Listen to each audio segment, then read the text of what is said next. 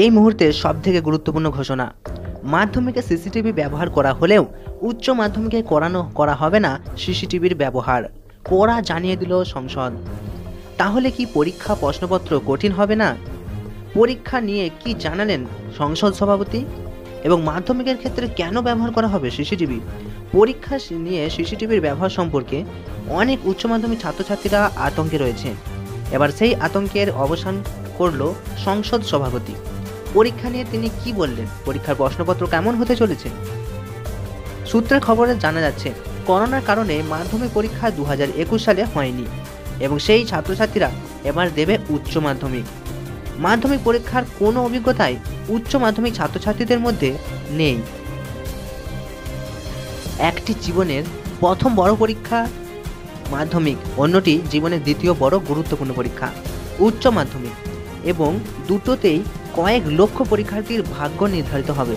কিন্তু সেই জোড়া পরীক্ষার ব্যবস্থাপনা, বিশেষত নজরদারির বৈদ্যুতিন ব্যবস্থা নিয়ে মধ্যশিক্ষা পর্ষদ ও উচ্চ মাধ্যমিক শিক্ষা সংসদের সম্পূর্ণ বিপরীত বক্তব্য ও সক্রিয়তায় একই সঙ্গে ব্যাপক বিস্ময় ও বিভ্রান্তির সৃষ্টি করেছে। বিভিন্ন নামিদামি সংবাদপত্রে সেই আপডেট উঠে এসেছে। কি জানিয়েছে পর্ষদ, কি জানিয়েছে সংসদ?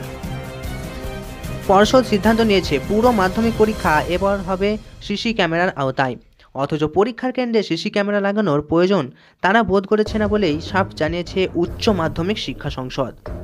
প্রশ্ন উঠেছে, রাজ্য সরকারের শিক্ষা দপ্তরের অধীনে 2 স্বশাসিত সংস্থার এমন বিপরীতমুখী কার্যকলাপ কেন? শিক্ষা শিবিরের বক্তব্য, সিসি ক্যামেরার নজরদারি ছাড়া সুষ্ঠুভাবে পরীক্ষা গ্রহণ যদি অসম্ভব মনে হয়ে থাকে, সেটা তো দুটো পরীক্ষার ক্ষেত্রেই হওয়ার কথা, কারণ দুটি পরীক্ষায় নেওয়া হবে রাজ্য জুড়ে এবং দুটিতেই পরীক্ষার্থী বঙ্গের শিক্ষার্থীরা। সেক্ষেত্রে এক যাত্রায় পৃথক ব্যবস্থার কারণ কি? উচ্চ মাধ্যমিক শিক্ষা সংসদের সভাপতি চিরঞ্জীব ভট্টাচার্য সোমবার বলেন, উচ্চ মাধ্যমিক পরীক্ষায় যে পদ্ধতিতে নজরদারি নেওয়া হয়েছে সেটা পুরোপুরি নির্ভরযোগ্য। নজরদারেরা যেভাবে পরীক্ষা কেন্দ্রে গার্ড দেন তাতে খুব বড় সমস্যা কোনোদিন হয়নি। মধ্যশিক্ষা পর্ষদ তাহলে সিসি ক্যামেরা বসানোর উপর জোর দিচ্ছে কেন? পর্ষদের সভাপতি এর উত্তরে বলেন, রামানন্দ গঙ্গোপাধ্যায় বলেন, পরীক্ষা যাতে সুষ্ঠুভাবে সম্পন্ন হয় সেটাই চেয়েছি। অনেক সময় দেখেছি পরীক্ষা চলাকালীন নানা রকম ঘটনা ঘটে যার কোনো পারিপার্শ্বিক সাক্ষ্য প্রমাণ থাকে না। হয়তো দেখা গেলে কেউ কোনো দোষ করেনি অথচ সে দোষী হয়ে গেল, আবার কেউ দোষ করেও পার পেয়ে গেল প্রমাণের অভাবে। পরীক্ষা কেন্দ্রে সিসি ক্যামেরা থাকলে সেই সমস্যা থাকবে না। আমরা তো সিসি ক্যামেরার আরম্ভ চাই না।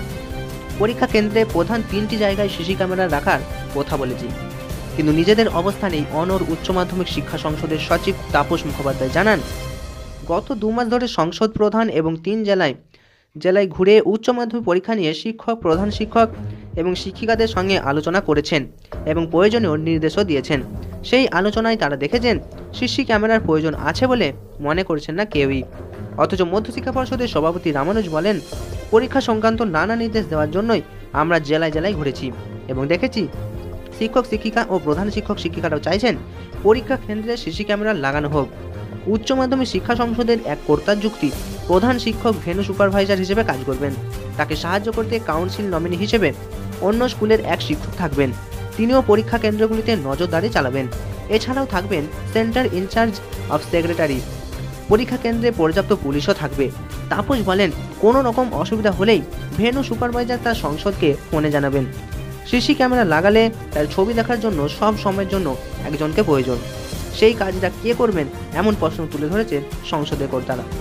অর্থাৎ তোমরা বুঝতেই পারছো, এই আপডেট থেকে এটাই স্পষ্ট যে উচ্চ মাধ্যমিকে তোমাদের সিসিটিভি লাগানো হবে না, তবে পরীক্ষা প্রশ্নপত্র কঠিন হবে কি সহজ হবে এই নিয়ে কোনো কিছুই বলেনি সংসদ কর্তারা। তাই তোমরা যারা উচ্চ মাধ্যমিক ছাত্রছাত্রীরা রয়েছো, তোমাদের প্রস্তুতি জোর কদমে নিয়ে যাও এবং প্রস্তুতি 100% হওয়া চাই এবং তোমাদের পরীক্ষার জন্য শুভকামনা রইল। আমাদের অলরেডি এনজয় এক্সাম চ্যানেলের তরফ থেকে অলরেডি তোমাদের জন্য সাজেশন আপলোড করা হয়েছে। আমরা লাস্ট মিনিট সাজেশন আপডেট নিয়ে খুব শীঘ্রই আসবো। লাস্ট মিনিট প্রতিটি সাবজেক্টের সাজেশন পেতে তাহলে এই চ্যানেলের সদস্য হয়ে ওঠো সাবস্ক্রাইব করার মাধ্যমে। ভিডিওটি ভালো লাগলে বন্ধুদেরকে শেয়ার করে দিও।